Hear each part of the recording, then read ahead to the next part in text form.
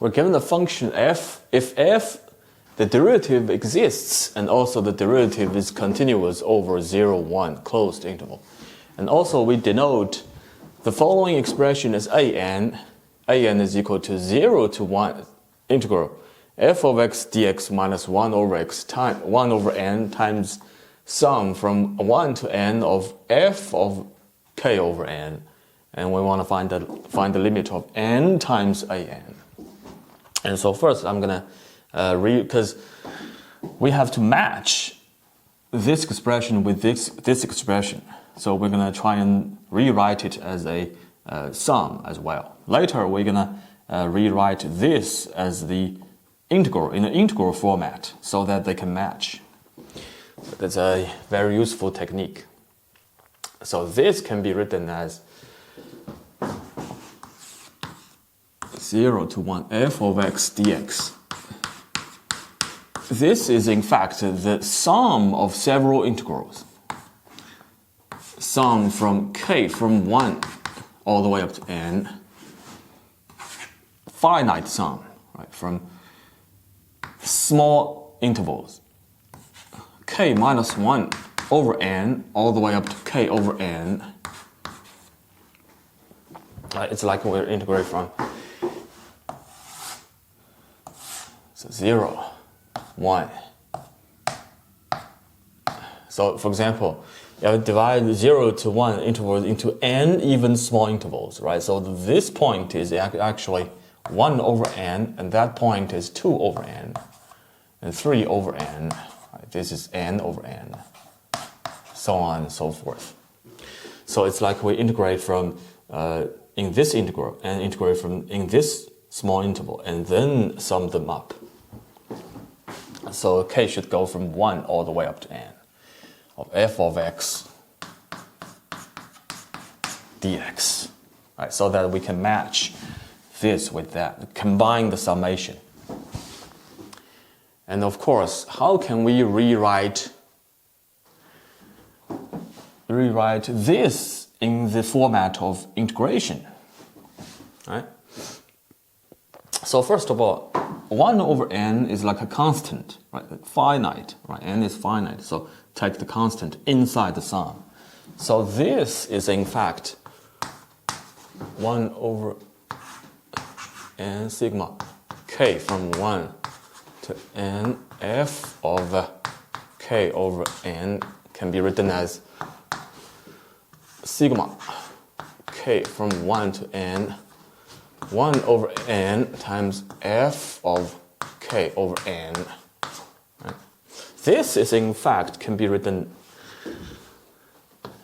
1 over n is the width of each small interval.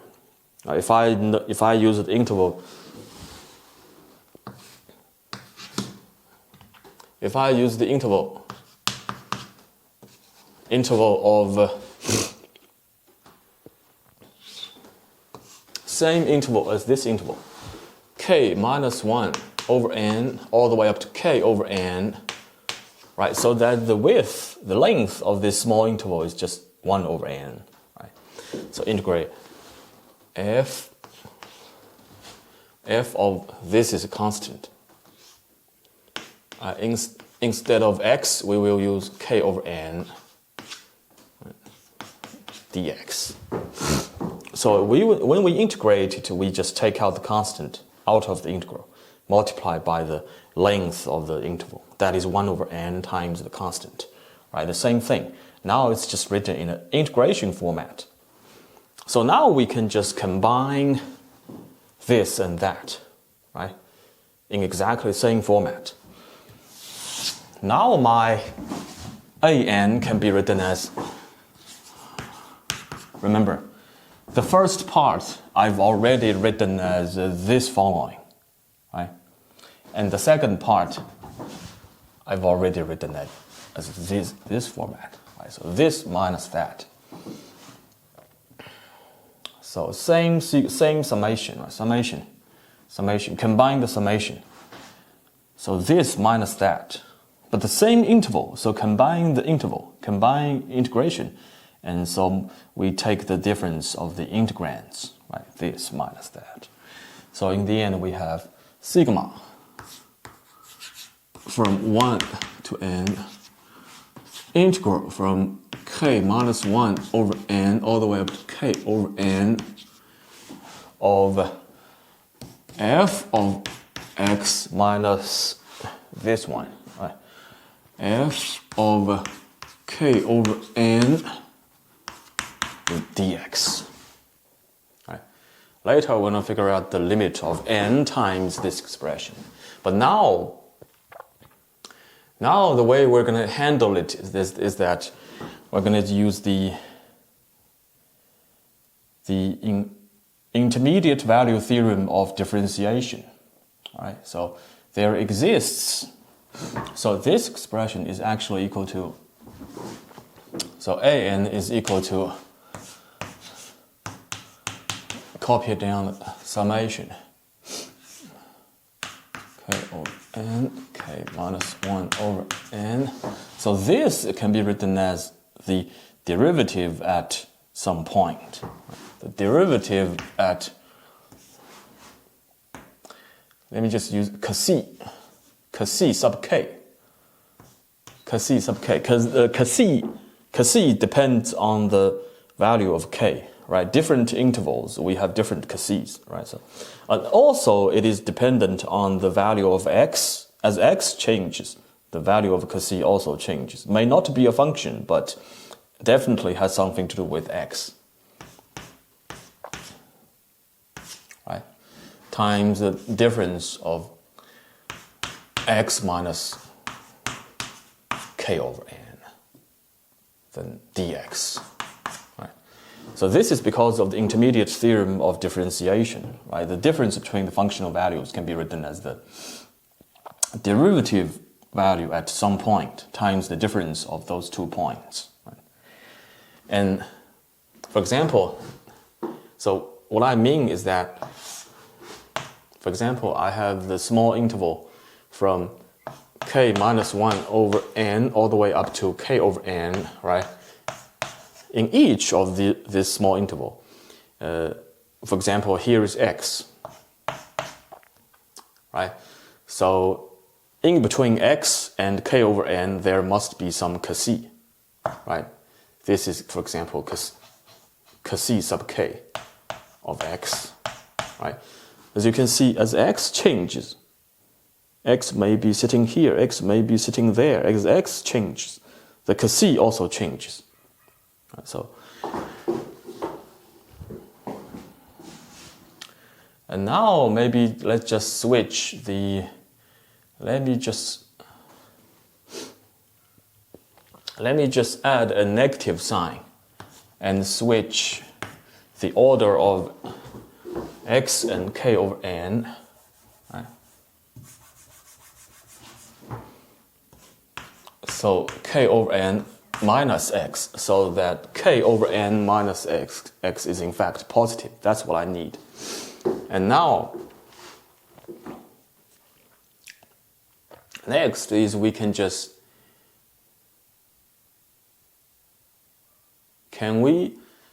next question is that can we simply just take out this part outside of the integral, right?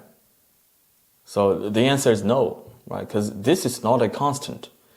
This is in fact a function in terms of x, right? May not, but like I said, even though the same value of x may be corresponding to different values of Cc, but as long as we fix a single value of Cc for each single x, then we can make it a function. Right? So this is in fact a composite function composed of Cc, k of x, and f prime, right? Composite function. So still a function. So we can't just take it out of the integral, right? Still have to do whole integration altogether. But now the question becomes, can we somehow apply the intermediate value theorem of integration, right? Remember, first, in this step, what I applied is I applied the intermediate value theorem of differentiation, right? So now, to this step, can I apply the intermediate value theorem of integration this time, right? But remember, the condition is that we must have f times g, right? G has to be exactly consistent signal over the entire interval, right? Is it consistent signal? Sign, right? The sign, is it consistent? Always positive, yes, right? Consistent sign, but are they both continuous? Right? This part is continuous function, of course, but is this continuous? I say not necessarily, right? As a composite function, it is not necessarily a continuous function because as x, like I said, we can, as long as we can fix c for each single x, we can treat it as a function of x. But is it a continuous function? Right? Not necessarily. We don't know. Even though f prime, this function is given to be continuous, right? But because c of x is not necessarily continuous, therefore we cannot definitively say that the composite function is continuous. No. So therefore we cannot directly apply the intermediate theorem of integration. So therefore we have to prove it just like we proved intermediate value theorem of integration. And let me just write down this c k of x. This c k of x lives inside the open interval from x all the way up to k over n. Now let's prove, just like we proved the intermediate value theorem of integration. So first of all, f prime is given to be continuous, right? So f prime has to be bounded, right? Lower bound, upper bound. So in each of the small interval, the boundaries will depend on the value of k. So let me just use little m sub k, lower bound, less than or equal to the f prime of c sub k of x is less than or equal to upper bound, right? Capital M. So then we can multiply by k over n minus x on both sides and keep the direction. And now we have n times k over n minus x is still less than or equal to f prime of c sub k of x times k over n minus x, still less than or equal to capital M sub k times k over n minus x. Then we can take the integration on every side. So the integral. Of course, the mk is just a constant, right? Take out constant. So mk integral from k over n, k minus 1 over n, right? K over n minus x dx is less than or equal to integral of this thing, right? Integral k minus 1 over n, k over n of f of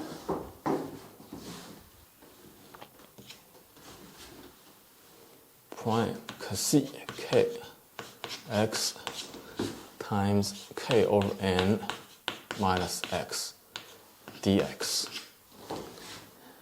less than or equal to, take out the constant, right? mk times integral from k minus 1 over n, k over n minus x dx. And let me just denote this integral as I1. And this integral as I2. And this integral as I3. Okay, just to save some space. And now I have, if I divide, sorry, this still so the same I1. Same I1 as this one. So since I1 must be positive, right? Because k over n minus x has to be positive. So therefore I can maintain the direction. So this time I should have mk is less than or equal to I2 over I1 less than or equal to m sub k. This I2. So which means this is a value bounded between those two values. So now I can apply the intermediate value theorem of continuous function. Right? So since f prime is continuous, right, given to be continuous, therefore there has to exist some zeta sub k has something to do with k that lives inside interval from k minus 1 over n to k over n. Right? In this interval, there is some zeta k, so that f prime of zeta k can be equal to exactly this value, right? I2 over I1, which means if I just multiply both sides by I1, I can just have I1 times this is equal to I2. Right? I2 is this integration. Right? I1 is this integration. So which means I can, remember, I2 is just this integration, right? So this integration can be replaced by I1 times just this. So like I said, I2, I1. I1 is integration of this part. I2 is this integration. So in other words, an can be written as just minus sigma from 1 to n of I1 times f dash. So f prime of zeta k times I1. I1, like I said, is the integral from k minus 1 over n up to k over n of k over n minus x dx. Which means I've successfully taken out this one out of the integral, right? And remember, zeta k depends on the value of k. Different intervals will have different zeta in that case. So now if I can easily calculate this integral, right? What is this integral?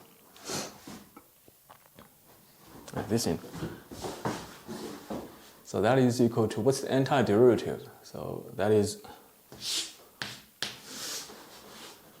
it minus half?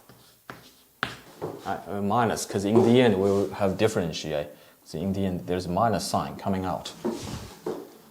So k over n minus x to the power of 2, right? Because if we differentiate it, we're going to use the chain rule. There's going to be a negative sign coming out. Cancel out with this negative sign, so we're fine.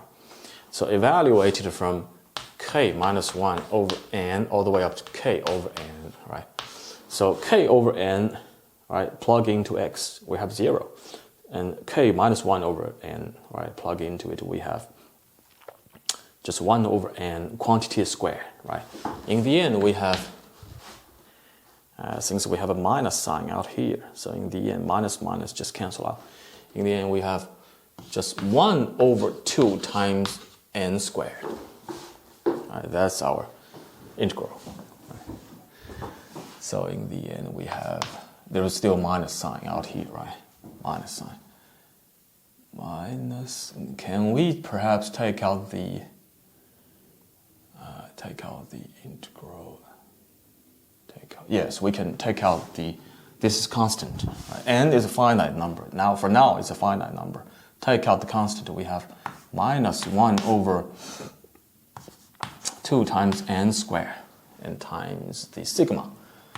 Sigma from 1 to n of f dash of f prime of zeta sub k.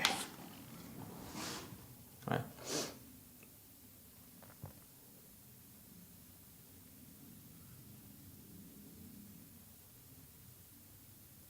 And now let's work out the n times an. Let n approaches infinity. Right? So n times an should now equal to minus n and simplified down to 1 over 2 times n. 2 times n, 1 over 2. I'll just put the 1 over n inside the summation, right? Still a constant, so I can put it inside. So times sigma from 1 to n and 1 over n times f prime of zeta sub k. Yeah, so what does that look like? That looks like, so 1 over n is in fact the width of each small interval. If I divide, again, if I partition interval from 0 to 1 into n even small intervals, right? So that means the length of each small interval should be exactly 1 over n, right? So f prime, so I have a function f prime, right? F prime. Right. Given to be continuous, of course, Riemann integrable. Now, since zeta k is a fixed number, right? But for each different small interval, I have different values of zeta k, right? Depending on the value of k. Right? Different interval, different small interval, I have different zeta. But still fixed. So that means this is actually, if I take n to limit, if I take n to infinity, that should equal to the Riemann sum, the limit of Riemann sum, that is the Riemann integral, right? Because it's already continuous, therefore it's Riemann integrable. Therefore, if I take any partition, as long as the partition is dense enough, in other words, each small interval is small enough as n gets big enough, that the limit should exist. Right? Also, in each small interval, I take the width, the length of the interval, multiply it by the functional value of that small interval, right? Because previously we used Cassi, but this time we use zeta. The same, different notation, same meaning, same idea, right? And the choice of zeta k is random. But since it's random, then if we choose specific zeta k, it should be also okay, right? And so therefore this, as n approaches infinity, this should approach the Riemann integral. Right? Let's approach the Riemann integral, right? What's the antiderivative? What's from 0 to 1? 0 to 1. What's the integrand? F prime of x, right? So can we, what's the antiderivative? That is f, right? So that is equal to half of f, so half of, right? We switch the order of, cancel out the minus sign. We eventually have f of 0 minus f of 1. Right, as n approaches infinity.